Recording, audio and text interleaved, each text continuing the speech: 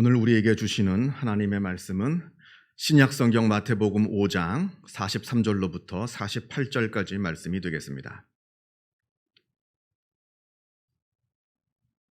신약성경 7면에 있습니다.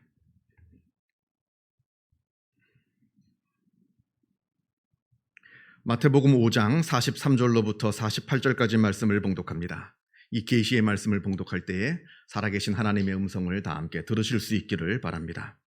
또 내 이웃을 사랑하고 내 원수를 미워하라 하였다는 것을 너희가 들었으나 나는 너희에게 이르노니 너희 원수를 사랑하며 너희를 박해하는 자를 위하여 기도하라. 이같이 한즉 하늘에 계신 너희 아버지의 아들이 되리니 이는 하나님이 그 해를 악인과 선인에게 비추시며 비를 의로운 자와 불의한 자에게 내려주심이라. 너희가 너희를 사랑하는 자를 사랑하면 무슨 상이 있으리요? 세리도 이같이 아니하느냐? 또 너희가 너희 형제에게만 무난하면 남보다 더하는 것이 무엇이냐? 이방인들도 이같이 아니하느냐? 그러므로 하늘에 계신 너희 아버지의 온전하심과 같이 너희도 온전하라. 아멘. 심리학 용어 중에 반동 형성이라는 것이 있습니다. 이것은 내 마음 깊은 곳에 있는 어두운 측면들, 그리고 숨기고 싶은 것들을 숨기고 부인하고자 오히려 반대로 행동하는 것을 말합니다. 그게 의도적이건 아니면 나도 모르게 무의식적으로 나오건 내 안에 있는 부끄러운 것을, 어두운 것을 숨기기 위해서 그 반대로 행동하는 것을 말한다 하는 겁니다. 그래서 심리학자들은 이렇게 말합니다. 내가 혐오하고 있는 것, 내가 분노하고 있는 것, 사실은 그것이 진짜로 내가 원하고 있는 것이다. 그렇게까지 이야기합니다. 내가 너무나 혐오하고 있는 게 있습니다. 그 꼴도 보기 싫습니다. 그런데 사실은 그것이야말로 내 마음 깊숙한 곳에서 내가 그토록 간절히 바라고 원하는 것이라는 겁니다. 나는 모르죠. 이건 내 마음 깊숙한 무의식 속에서 일어나는 일이기 때문에 나는 잘 모릅니다. 그러나 어찌되었던 간에 내가 의식적으로 혐오하고 있는 것이 사실은 내 무의식 속에서는 내가 그토록 간절히 원하고 기다리고 있는 것이다 합니다. 그리고 내가 그토록 혐오하고 싫어하는 사람이 있습니다. 그런데 사실은 그 사람의 모습이 바로 나의 모습이라고 합니다. 요한복음 8장에는 간음한 죄로 붙들려온 한 여인의 이야기가 나옵니다. 간음 현장에서 발각이 되어서 사람들에게 끌려온 한 여인이 있는데 그 여인을 끌고 온 사람들은 아주 분노로 가득하고 아주 흥분된 상태에서 손에 아주 커다란 돌을 하나씩 들고 있으면서 이 여자를 죽이고자 합니다. 돌로 쳐서 죽이고자 합니다. 그리고는 예수님께 묻습니다. 이 여인을 어떻게 해야겠습니까? 율법에는 이런 간음한 여자를 돌로 쳐서 죽이라고 명령하고 있습니다. 이때 우리가 잘 아는 대로 예수님께서 그들에게 이렇게 말씀하십니다. 너희 중에 죄 없는 자가 먼저 돌로 치라. 지금 너희는 이 여인을 보고 이 여인의 죄를 보고 분노하고 있지만 그런데 사실 너희 중에 이 간음한 여인보다 깨끗한 사람이 있느냐는 겁니다. 지금 너희 앞에 꿇어앉아 공포로 질려있는 이 여인의 모습이 바로 너희들의 모습이라는 겁니다. 이 여인의 모습을 보고 너희 자신을 좀 들여다보라. 그러자 사람들이 양심의 가책을 느껴서 하나 둘씩 사라졌다 합니다. 심리학자들은 이 본문을 보고 가장 전형적인 반동 형성의 모습이 이 본문 안에서 발견된다 말합니다. 거기 모여있는 모든 사람들은 다 자기 마음속에 이미 깊숙한 곳에 간음죄를 저지른 사람들입니다. 아니, 어쩌면 실제로 간음죄를 저질러 놓고 운이 좋아서 들키지 않았을 뿐이지 그렇게 살고 있는 사람들도 있었다는 겁니다. 그리고는 그 사람들은 자기들의 죄악을 그 여인에게 투사합니다. 그리고 그 여인을 바라보면서 분노합니다. 여러분 여기 빔 프로젝터 있잖아요. 글자가 이렇게 투사가 됩니다. 이게 글자도 띄우고 그림도 띄우는데 이게 바로 투사라고 하기도 하고 투영이라고 하는 겁니다. 프로젝션 하는 겁니다. 이게 바로 투사, 투영인데 덮어 씌우는 거죠. 이 스크린에 덮어 씌우는 겁니다. 마찬가지로 사람들은 자기 마음 깊숙한 곳에 있는 더러운 죄악들을 다른 사람에게 투사합니다. 덮어 씌우는 거죠. 그렇게 그 사람에게 자기의 잘못을 덮어 씌우고는 그 사람에게 나의 분노를 퍼붓습니다. 그렇게 다른 사람에게 분노하고 증오하면서 마치 자기는 대단히 의로운 사람인 것처럼 생각합니다만 아닙니다. 사실은 지금 자기 자신을 향해서 분노하고 있는 겁니다. 자기 자신을 지금 증오하고 있는 겁니다. 나의 것을 저 사람한테 씌워놓고 저 사람을 미워합니다만 사실은 나 자신에 대한 미움이고 나 자신에 대한 분노입니다. 이건 사랑도 마찬가지입니다. 사랑. 우리가 말하는 사랑, 특별히 남녀 간의 이성 간의 사랑. 이것도 사실은 내가 상대방을 진짜 사랑하는 게 아니라 더 정확하게 이야기하면 나를 상대방에게 투사하는 겁니다. 이건 좀 설명이 필요합니다. 좀 설명이 필요한데 세상에 100% 남성성만 가지고 있는 남자는 없습니다. 또 반대로 세상에 100% 여성성만 가지고 있는 여자도 없습니다. 남자 안에는 일정 부분 어느 정도의 여성성이 있고요. 모든 여자에게는 일정 부분 남성성이라는 것이 있습니다. 이게 있어야 건강한 겁니다. 그래서 100% 남성성만 갖고 있는 남자도 없고 100% 여성성만 갖고 있는 여자도 없습니다. 이렇게 남자 안에 있는 여성성을 심리학에서는 아니마라고 부르고 여자들 안에 있는 남성성을 아니무스라고 부릅니다. 그러니까 우리 모든 남자 안에는 아니마라고 하는 여성성이 있고 우리 모든 여자에게는 아니무스라고 하는 남성성이 있는 겁니다. 자, 문제는 우리가 사랑이라 하는 것, 특별히 남녀 간의 사랑이라고 할 때 사실은 내가 그 사람을 진실되게 정말로 사랑하는 것이 아니라 내 안에 있는 여성성인 아니마를 그 여자한테 투사하는 겁니다. 내 안에 있는 아니무스라고 하는 남성성을 저 남자에게 투사하는 겁니다. 그걸 보고 사랑이라고 착각하는 겁니다. 예를 들어서 어느 남자가 있습니다. 길을 가다가 아주 이상형인 여자를 만났습니다. 그렇게 해서 그 여자를 사랑하게 됩니다만 아닙니다. 사실은 그 여자 그 자체를 사랑하는 것이 아니라 내 안에 있는 또 다른 나를 그 여자에게 투사해서 나를 사랑하고 있는 겁니다. 착각하고 있는 거죠. 이건 제가 제 맘대로 막 지어낸 말이 아니라 실제로 심리학에서 얘기하고 있는 이야기입니다. 다 밝혀진 이야기고요. 자, 그런데 문제는 이 투사라고 하는 것은 오래가지 못합니다. 시간이 지나가면 그 투사가 점점 약해지고 멈춰지게 됩니다. 쉽게 말하면 눈에 씌인 콩깍지가 떨어지는 겁니다. 그동안 보지 못했던 상대방의 단점이 보입니다. 미운 모습이 보입니다. 그러면서 나의 이 여성성을 아니면 남성성을 투사하는 그 투사를 이제 멈추게 됩니다. 그렇게 되면 그동안 내가 갖고 있었던 설레었던 마음들, 콩당콩당 뛰던 마음들 다 사라지고 생각하기를 이제 우리의 사랑이 다 식었나 보다 이렇게 생각합니다. 아닙니다. 절대로 그렇지 않습니다. 이건 사랑이 식은 것이 아니라 내 투사가 멈춰진 겁니다. 진짜 사랑이 이때부터 시작되는 겁니다. 나를 사랑하는 게 아니라 진짜 상대방을 사랑하는 것은 투사가 멈춰진 그때부터 시작되는 겁니다. 이건 뇌과학에서도 밝혀진 내용인데요. 우리가 막 사랑을 시작하는 사람들의 뇌를 이렇게 분석해 보면, 찍어 보면 이때 도파민이라 하는 신경물질, 호르몬이 나온다고 합니다. 이 도파민이 막 분비가 되면 막 보고 싶고 상대방을, 심지어는 막 보고 있는데도 또 보고 싶고 막 가슴이 설레고 가슴이 콩당콩당 뛰고 죽고 못 살고 이런 것들이 다 생기는 겁니다. 다들 해보셨을 겁니다. 그죠? 다들 해보셨을 거잖아요. 다들 해보셨을 겁니다. 그런데 문제는 이 도파민이 그렇게 오랫동안 분비되지 않는다 합니다. 짧게는 1년 반, 길어야 3년. 그러니까 생물학적으로 보면 우리 인간은 절대로 3년 이상 심장이 쿵쾅쿵쾅 뛰는 그런 사랑을 할 수가 없는 겁니다. 생물학적으로 불가능하다 합니다. 자, 그렇게 되면 도파민이 끊어지면 어떻게 되느냐? 자, 그때부터 옥시토신이라고 하는 호르몬이 나오게 됩니다. 이 옥시토신이 분비되면 불붙는 뜨거운 사랑이 아니라 은근한 사랑, 뜨겁게 사랑하면서 때로는 분노하기도 하고 질투하기도 하는 그런 격정적인 사랑이 아니라 서로를 끝까지 믿고 신뢰하는 그러한 사랑, 자기의 욕망을 채우는 이기적인 사랑이 아니라 상대방을 이해해주고 진실되게 상대방을 위해해주는 진정한 사랑을 하게 되는 겁니다.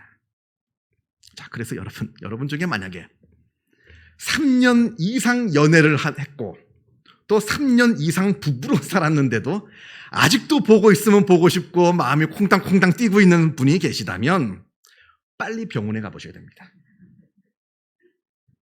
여러분 지금 내분기계, 호르몬계에 뭔가 이상이 생긴 겁니다. 반대로 그토록 좋아 죽던 사이였는데 보고 있으면 또 보고 싶고 좋아 죽던 사이였는데 어느 순간부터 이상하게 설렘도 없어지고 콩당콩당 마음이 뛰는 것도 사라지고 있다라고 한다면 아까도 말씀드린 것처럼 그거는 사랑이 식은 게 아닙니다. 아, 내 사랑이 식었나 보다. 다른 사랑을 찾아봐야겠다. 외부로 눈을 돌리는 것이 아니라 이때부터 정말로 진짜 사랑을 하는구나 라고 생각하시면 되는 겁니다. 자, 아무튼 중요한 것은 진정한 사랑을 하고자 한다면 나 자신을 상대방에게 투사하는 것을 멈추어야 된다는 겁니다. 그런 투사가 멈춰질 때 그때 진정한 사랑이 시작된다 하는 것을 기억하시기 바랍니다. 이거는 남녀 간의 사랑뿐만 아니라 모든 사랑에도 다 마찬가지입니다.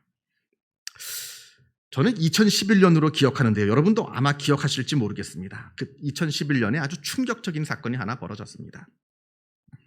고등학교 3학년 학생이 자기의 친어머니를 칼로 살해한 끔찍한 사건이 있었습니다. 이 학생은 평소 모범생이었습니다. 공부도 아주 전교에서 몇 등 안에 드는 공부도 아주 잘하는 그런 학생이었습니다. 그런데 그럼에도 불구하고 이 착한 학생이 왜 그런 끔찍한 존속살인을 저질렀느냐? 그 이유는 다름 아닌 그 어머니가 전교 1등을 강요해서 그랬다는 겁니다. 그 사건을 자세히 그때 있던 신문 기사들을 자세히 읽어보면 이건 단순히 1등을 하라 그 정도 수준이 아닙니다. 전교 1등을 하지 못하면 그날은 이 아이는 완전 죽는 날입니다. 골프채로 어머니가 두들겨 패는데 이 매는 고등학교 3학년 요때만 벌어진 게 아닙니다. 아주 어릴 때부터 초등학교 때부터 벌어진 일입니다. 얼마나 맞았는지 그 아이의 몸에는 온통 피멍 자국입니다. 피멍 자국이 없어진 적이 없어요. 친구들이 목욕탕을 가면 놀랄 정도로 어릴 때부터 친구들이 그 아이의 그림을 그리면 온몸에 검은 피멍 자국을 그립니다. 얼마나 맞았는지 그 아이의 골반이 틀어져 있다 합니다. 아들에 대한 어머니의 학대가 너무나 지나치니까 그 아버지가 보다 못해 도무지 볼 수가 없어서 옆에서 지켜볼 수가 없어서 1년 전에 집을 나갔다고 합니다. 아들이 어머니를 죽인 후에 경찰에게 체포가 되어서 이렇게 이야기합니다. 왜 어머니를 죽였느냐 이렇게 물으니까 그때 그 아이 대답이 그렇게 하지 않으면 어머니가 나를 죽일 것 같아서 그랬답니다. 여러분, 우리가 사랑이라고 하는 이름으로 저지르는 폭력이 있습니다. 이건 사랑이 아닙니다. 집착이지. 사랑이라는 이름으로 내 한풀이를 합니다. 그런 경우가 참 많습니다. 다 사랑이라고 하는 이름으로 상대방에게 나를 투사하고 있는 겁니다. 진정한 사랑은 투사하는 것을 멈추고 나 자신을 다 내려놓을 때 그제서야 진정한 사랑이 가능해집니다. 그렇지 못하고 나를 내려놓지 못한 채 하는 그러한 사랑은 말뿐이 사랑이지 그러한 사랑은 상대방과 나를 다 파멸로 이끄는 폭력에 불과하다 하는 사실을 우리가 잊지 말아야 합니다. 오늘 본문을 보겠습니다. 오늘 본문은 진정한 사랑이 무엇인지 우리에게 가르쳐주는 아주 중요한 말씀이 됩니다. 43절과 44절에 내 이웃을 사랑하고 내 원수를 미워하라 하였다는 것을 너희가 들었으나 나는 너희에게 이르노니 너희 원수를 사랑하며 너희를 박해하는 자를 위하여 기도하라 합니다. 원수마저도 사랑하고 그를 위해서 기도하라 합니다. 그런데 문제는 우리가 어떻게 그렇게 할 수 있을까요? 그리고 우리가 반드시 꼭 그렇게 해야만 하는 겁니까? 그럴 필요가 있습니까? 하는 여러 생각들을 갖게 하는 본문이기도 합니다. 자, 여기서 먼저 중요한 한 가지가 있습니다. 여기에서 말하는 너희 원수라는 표현이 나오는데 너의 원수. 이 말은 객관적이고 보편적인 기준에서 원수를 말하는 게 아닙니다. 예를 들면 무려 600만 명이나 되는 무고한 유태인을 죽인 아돌프 히틀러, 이런 공공의 적을 말하는 것이 아닙니다. 히틀러 같은 온 인류의 적, 공공의 적, 보편적인 악의 문제, 이걸 지금 말하는 건 아닙니다. 이건 오늘 우리가 다루진 않습니다. 이건 다음에 기회가 있으면 다루겠습니다만 이걸 말하는 게 아닙니다. 여기서 말하는 너의 원수라고 하는 것은 철저하게 주관적이고 개인사적인 관계 안에서 벌어진 악연을 말합니다. 그러니까 내 입장에서 볼 때는 원수입니다. 그러나 문제는 내 입장이 아니라 다른 사람의 입장에서 본다면 그 사람은 원수가 아니라 좋은 사람일 수 있다는 겁니다. 내게는 원수지만 다른 사람이 볼 때는 오히려 좋은 사람이 될 수 있다는 겁니다.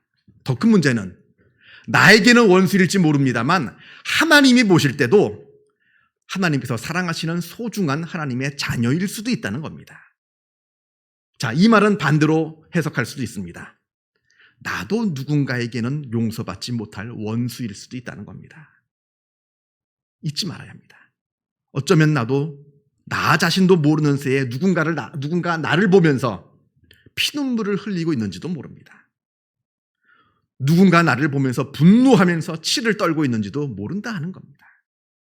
그러니까 지금 내가 증오하고 미워하고 있는 저 사람은 철저하게 나와의 개인적인 관계 안에서만 원수이지 객관적인 판단으로 볼 때 악한 사람이 아닐 수 있다. 이게 첫 번째 중요한 사실이고요. 두 번째는 앞에서도 언급이 되어 있습니다만 내 원수의 모습이 바로 나의 모습일 수도 있다는 겁니다. 내가 그토록 증오하고 있는 저 사람의 모습이 사실은 내 안에 감추어져 있는 진짜 나의 모습일 수도 있다. 그래서 우리가 그걸 바라봐야 한다는 겁니다. 갈라디아서 6장에 이런 말씀이 나옵니다.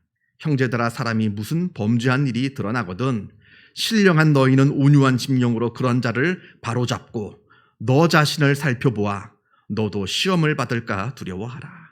만일 누군가가 당신이 그토록 혐오하는 아주 못된 짓, 어떤 잘못을 저질렀다면 그 사람을 비난하기 이전에 그 사람의 잘못이 혹시 내 안에 있는 것은 아닌가 살펴보라 말합니다. 그러니까 원수의 모습이 나의 모습이라는 겁니다. 그러니까 원수를 사랑하라는 이 말은 결국에는 나를 사랑하라는 이 말이 되는 것이고요. 원수를 용서하라는 이 말은 결국에는 나 자신을 용서하고 용납하라는 말이 되기도 하는 겁니다. 자, 세 번째. 원수를 사랑할 수 있을 때 비로소 나는 진정한 자유를 누릴 수가 있습니다. 미움이라고 하는 굴레 안에서 해방될 수 있다는 겁니다. 미움의 굴레에 사로잡혀 있는 사람은 단 한 발자국도 앞으로 나아갈 수가 없습니다. 자꾸 생각나거든요. 자꾸 그 사람이 생각납니다. 어떻게 복수할까? 어떻게 되갚을까? 그때 그 사건, 그때 그 사람, 온통 거기에 생각이 사로잡혀 있어서 한치도 앞으로 나아갈 수가 없다는 겁니다. 성경에 나오는 우리가 잘 아는 요셉, 형들이 노예로 팔아서 애굽에 끌려왔습니다. 애굽에 끌려와서 종살이를 하는 동안에 보디발의 아내의 모함을 받아서 감옥에 갇히게 되었습니다. 그렇게 하다가 감옥에 풀려나서 제국의 총리의 자리에 오르게 되었습니다. 자, 이때 요셉이 지금까지 나에게 고통을 줬던 형들, 그리고 그 보디발의 아내, 내가 그들에게 원수를 갚겠노라, 이 생각에 온통 사로잡혀 있었다라고 한다면 어떻게 되었을까요? 아마 7년간의 그 대기근으로부터 전 세계를 구한 그 놀라운 정책을 요셉은 펼치지 못했을 겁니다. 여러분, 미움과 복수라고 하는 것은 모두 약자가 하는 겁니다.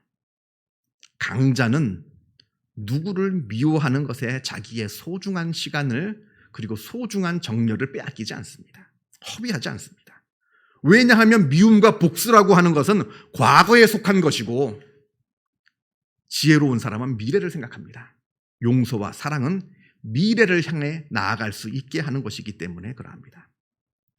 과거에 붙들려 있는 사람은 절대로 미래로 날아갈 수가 없습니다. 여러분, 우리가 과거를 바꿀 수는 없습니다. 이미 벌어진 일이거든요. 그러나 우리는 미래를 바꿀 수는 있습니다. 과거로부터 벗어날 때 미래를 향해서 자유롭게 날아갈 수 있다 하는 것을 우리가 늘 기억해야 됩니다. 용서와 사랑을 통해서만이 우리가 미래를 향해서 나아갈 수 있다. 미국의 철학자 에리히 프롬이 사랑의 기술이라고 하는 책을 썼습니다. 이 책의 내용을 한마디로 요약을 한다면 사랑은 절대로 저절로 되는 것이 아니라는 겁니다. 사랑이라고 하는 것은 내가 적극적으로 배우고 연마하고 훈련해야 하는 고도의 기술이라는 겁니다. 사랑을 배우고 훈련하지 않는다면 우리는 나의 이기적인 마음을 충족시키는 것을 보고 사랑이라고 착각하게 됩니다. 우리가 사랑을 배우고 훈련하지 않게 된다면 상대방에게 고통을 주는 나의 집착을 사랑이라 말하게 된다 하는 겁니다.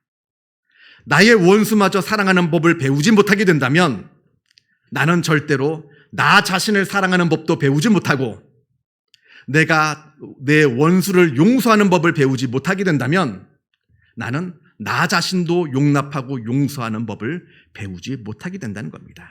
사랑하는 법을 배우지 못하게 되면 우리는 늘 미움과 증오와 나 자신의 굴레 아래 갇혀 있게 된다는 겁니다. 그렇게 되면 우리는 절대로 사랑을 통해서 우리가 누릴 수 있는 자유함과 기쁨을 누리지 못하게 된다. 이것이 바로 그 사랑의 기술이라고 하는 이 책에 나오는 내용입니다. 오늘 본문 마지막 48절에 그러므로 하늘에 계신 너희 아버지의 온전하심과 같이 너희도 온전하라 합니다. 여기서 말하는 온전함은 사랑으로 온전해지는 그런 온전함을 말합니다. 나 자신을 초월한 사랑, 내 안에 갇혀있지 않고 나 자신을 다 내려놓고 나를 뛰어넘는 진정한 그 온전한 사랑을 할 때 그러한 사랑을 하고 있는 나나 아니면 그 사랑을 받고 있는 상대방이나 모두 온전함에, 하나님의 온전함에 이르게 된다 말씀합니다. 이 온전함을 여기 모인 주의 귀한 백성들이 다 누리시기를 바랍니다. 기도하겠습니다. 사랑과 은혜가 충만하신 하나님 아버지 감사합니다. 우리 마음 가운데 하나님의 사랑을 부어주시어서 우리가 하나님을 사랑하고 또 우리 주변의 사람들을 사랑할 수 있게 하여 주심에 그 은혜에 감사를 드립니다. 아버지여, 이 사랑이 날로 커지게 하여 주시고 이 사랑의 힘이 날로 강하게 하여 주시어서 우리가 진정한 사랑을 하게 하여 주시고 그러할 때 우리가 하나님께서 온전하신 것처럼 우리도 온전해지는 놀라운 기쁨과 자유를 누릴 수 있게 하여 주옵소서. 모든 것 주님께 감사드리오며 이 모든 말씀 우리 주 예수 그리스도 이름으로 기도하옵나이다. 아멘.